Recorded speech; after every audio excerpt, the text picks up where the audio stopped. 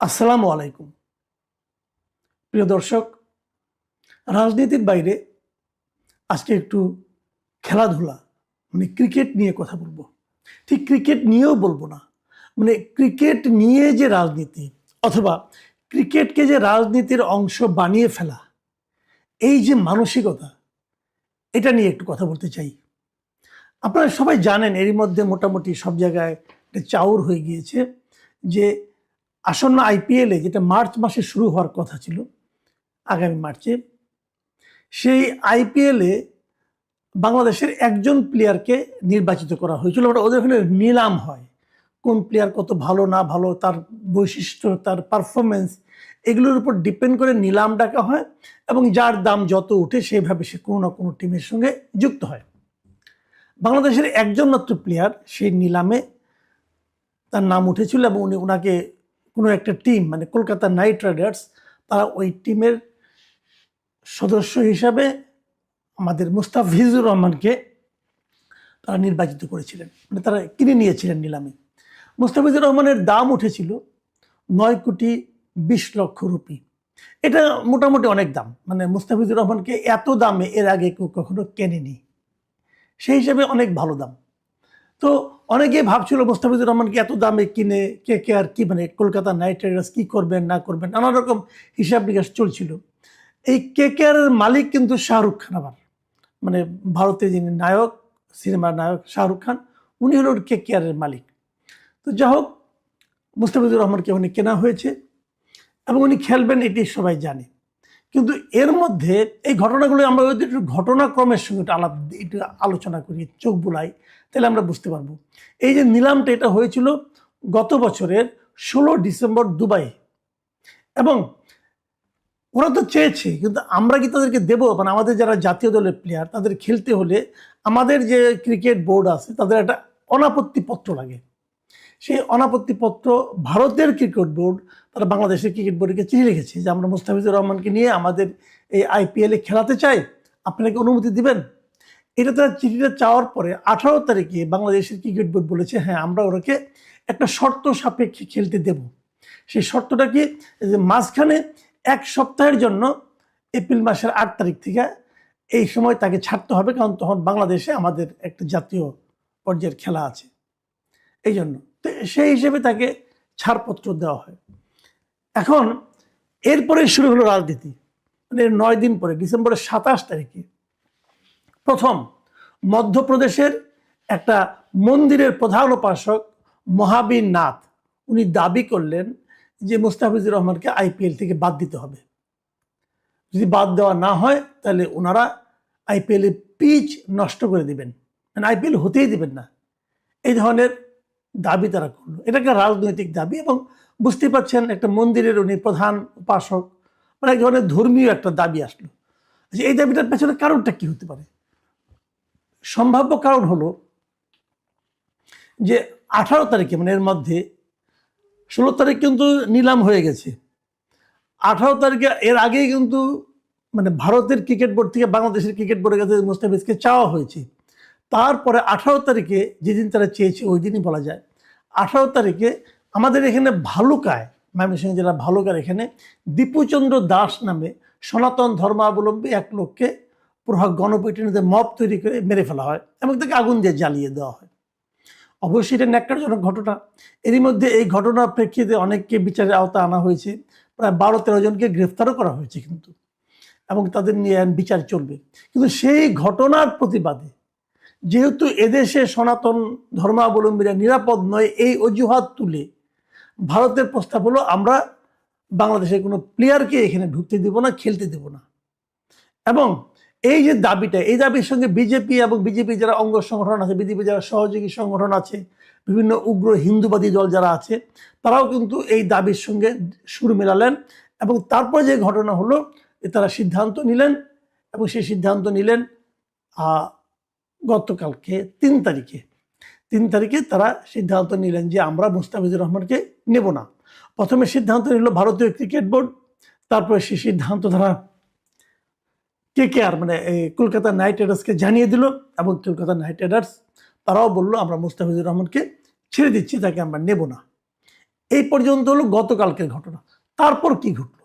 তারপর যে ঘটনা ঘটলো, যে বাংলাদেশের কর্তৃপক্ষ যারা আছেন, বাংলাদেশের ক্রিকেট বোর্ড বলেন, বাংলাদেশের গভর্নমেন্ট বলেন, বাংলাদেশের সাধারণ মানুষ বলেন, অথবা বাংলাদেশে যারা খেলোয়াড় আছে তারা বলেন, এরা সবাই কিন্তু এই ঘটনায় তীব্র প্রতিক্রিয়া জ্ঞাপন করলো, তীব্র প্রতিক্রিয়া প্রকাশ করলো।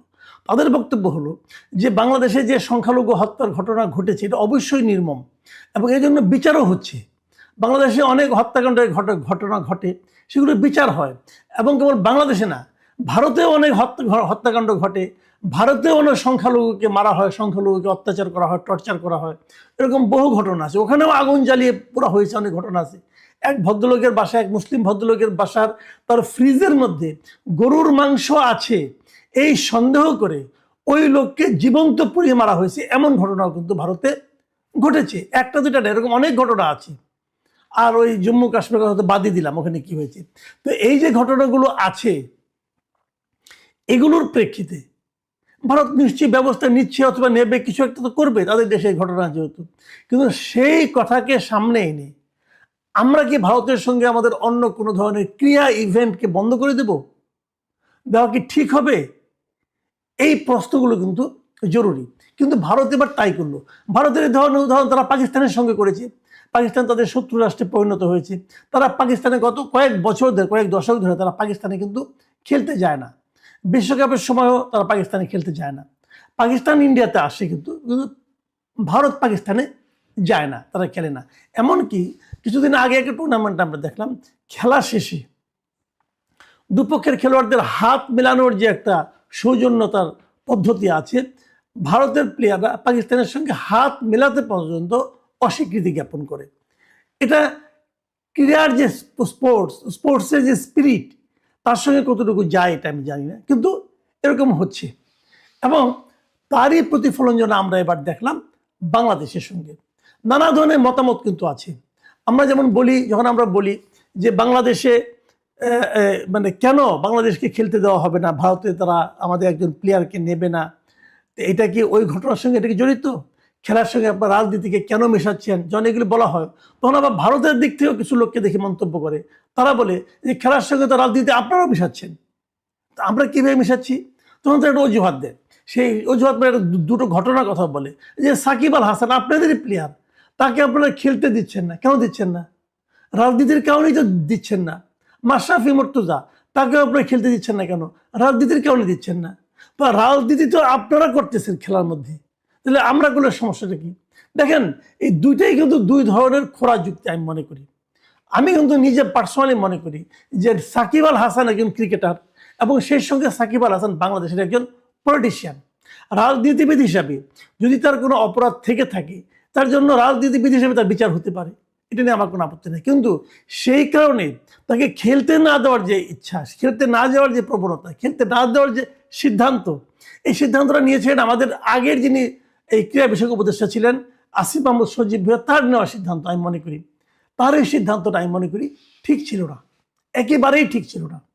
এমনকি এমনও ঘটনা আছে, আমি অনেক দেশের কথা বলতে পারি, যে একজন লোক মনে করেন সে সেলিব্রিটি, সে মুভি করে অথবা সে ভালো খেলে, তার একটা অপরাধ করেছে, সে অপরাধ সে জেলে আছে, কিন্তু যখন সে খেলাটা হয়েছে তখন জেল থেকে তাকে পেরোলে মুক্তি দিয়ে ওই খেলাটা খেলতে দেওয়া হয়েছে। ওই স্টারকে ওই জেলখানা থেকে মুক্তি দিয়ে তাকে মুভিটা করতে দেওয়া হয়েছে এবং মুভির শুটিং করার পরে তাকে আবার জেলখানায় ঢোকানো হয়েছে। কারণ তার পেশাগত যে দক্ষতা, সেই দক্ষতাকে সেই সরকার কাজে লাগাতে চায়। আপনারা যদি সাকিব আল হাসানকে বিচার করতে চান, বিচার করেন ভাই, কিন্তু তাকে খেলতে দেবেন না কেন? টিভিতে তার নাম থাকবে না কেন? এই ধরনের বালখিল্যপূর্ণ আচরণ আমাদের আগের যারা এই নাবালক কিছু ব্যক্তিকে যে উপদেষ্টা পদে বসানো হয়েছিল, তাতে যে আমাদের কত বড় ক্ষতি হয়ে গেছে সেটা এখন আমরা হারে হারে টের পাচ্ছি। তো তাদের আমার এই সিদ্ধান্তগুলি কিন্তু নেওয়া হয়েছিল, কি লাভ হয়েছে এখনো জানি না। তারা হয়তো কোনো একদিন ইতিহাস হয়তো বিচার করবে তারা দেশের জন্য, দেশের ক্রীড়াঙ্গনের জন্য, দেশের রাজনীতির জন্য কতটা লাভ করেছেন। যাই হোক, সেটা অন্য প্রসঙ্গ। তো তারা ওইগুলি বলে, কিন্তু আমার কথা হলো কি, যদি তারা ওই ভুলটা করেও থাকে, তবুও কি ভারতের উচিত হয়েছে যে আইপিএল এর একজন প্লেয়ারকে বন্ধ করে দেওয়া? আচ্ছা ধরুন, কথার কথা আমি বলি, আইপিএল এ বাংলাদেশ থেকে এই প্লেয়ারটি যদি মুস্তাফিজুর রহমান না হয়ে যদি লিটন দাস হতো অথবা যদি সৌম্য সরকার হতো, তাহলেও কি তারা বাদ দিতেন? এরা সংখ্যালঘু, বাদ দিতেন? আমি জানি না তারা কি বলবেন। এটা কি রাষ্ট্রের দোষ, নাকি রাজনীতির দোষ, নাকি ধর্মের দোষ? মানে কারণটা কি, ধর্ম, রাষ্ট্র, নাকি পলিটিক্স? এই বিষয়গুলো কিন্তু জরুরি, এই বিষয়গুলো সমাধান হওয়া দরকার। এখন দেখুন, আমাদের সঙ্গে ভারতের সম্পর্কে টানাপোড়েন চলছে, নানা কারণেই চলছে। তাদের একান্ত অনুগত আওয়ামী লীগ সরকার দেশ থেকে বিতাড়িত হয়েছে, এই জন্য তারা মন খারাপ করতেই পারে, কোনো সমস্যা নাই। কিন্তু সেই মন খারাপের যে প্রতিক্রিয়া তারা দেখাচ্ছে, সেই প্রতিক্রিয়াগুলি কি খুব শোভন হচ্ছে? দেখুন, ভারতেরই কংগ্রেসের একজন গুরুত্বপূর্ণ ব্যক্তি মিসেস শশী থারুর, তিনি কিন্তু এই প্রশ্নটাই করেছেন, যেতে লাভ হয়েছে কার? এতে কি ভারত সরকারের লাভ হয়েছে? এতে কি বাংলাদেশের লাভ হয়েছে? কার লাভ হয়েছে? শশী থারুর যে কথাটা বলেছেন, উনি টুইট করেছেন, উনি কি বলেছেন আমি আপনাদের একটু পড়ে শোনাই। উনি বলেছেন, আমি সত্যই মনে করি না যে ক্রিকেটকে বাংলাদেশে সংখ্যালঘুদের উপর হামলার ভার বহন করতে দেওয়া উচিত। আমার দৃষ্টিভঙ্গি স্পষ্ট, আমাদের উচিত কিছু ক্ষেত্রকে অন্য ক্ষেত্র থেকে আলাদা রাখার চেষ্টা করা। মুস্তাফিজুর রহমান একজন ক্রিকেটার, যার এসব ঘটনার সঙ্গে তার কোনোই সম্পর্ক নেই। তিনি ব্যক্তিগতভাবে ঘৃণাসূচক কথা, হামলা বা এমন কর্মকাণ্ডকে সমর্থন কিংবা ন্যায্যতা দেওয়ার জন্য কখনো অভিযুক্ত হননি। তিনি একজন ক্রীড়াবিদ, আর এই দুটো বিষয়কে মিশিয়ে ফেলাটা অনুচিত। এটা কিন্তু ভারতের একজন গুরুত্বপূর্ণ রাজনীতিবিদ, তার মন্তব্য। তার মানে ওখানেও কিছু লোক আছে যা নাকি উগ্র চিন্তাগুলিকে সমর্থন করছে না। আমি আরেকটা কথা বলে শেষ করি। ধরা যাক আমাদের এখানে দীপুচন্দ্র দাস এরকমভাবে নৃশংসভাবে উনি নিহত হয়েছেন, এটা অবশ্যই নিন্দার এবং এর বিচার, এর কঠিনতম বিচার হওয়া উচিত। কিন্তু আমাদের দেশে মবের শিকার হয়ে অনেক মুসলমানও তো মারা গেছে, অনেক মুসলমান মারা গেছে গত এক বছরে, অনেক শতাধিক। সেই সমস্ত ক্ষেত্রে ভারত কেন প্রতিক্রিয়া প্রকাশ করে নাই? ভারত কেন বলে নাই এই মবের শিকার হয়ে এই লোকগুলিকে আপনাদের মারা ঠিক হচ্ছে না? বলে নাই তো। তারা খালি হিন্দু বলেই তারা বললো। আচ্ছা, এটা বাদ দেন, এর আগে যখন আওয়ামী লীগ গভর্নমেন্ট সরকারে ছিল, তখন আওয়ামী লীগ আমলে তো অনেক লোক গুম হয়ে গেছে। গুমের ঘটনা নিয়ে তো এর মধ্যে গুম কমিশন হয়েছে, আমরা জানতে পেরেছি বছরের পর বছর কিভাবে একজন লোককে আটকিয়ে রাখা হয়েছে। সেই সমস্ত ঘটনা নিয়ে কি ভারত এ যাবৎকালে কখনো কোনো প্রতিক্রিয়া প্রকাশ করেছে? সেই গুম হওয়া লোকজন মধ্যে তো হিন্দুও ছিল, সংখ্যালঘু লোকও ছিল, তো তখনও তারা এই ধরনের কোনো রিয়াকশন প্রকাশ করেনি। এখন কেন করছে? আসলে এখানে ধর্মটা ইস্যু না, এখানে ইস্যু হলো রাজনীতি, এখানে ইস্যু হলো পলিটিক্স।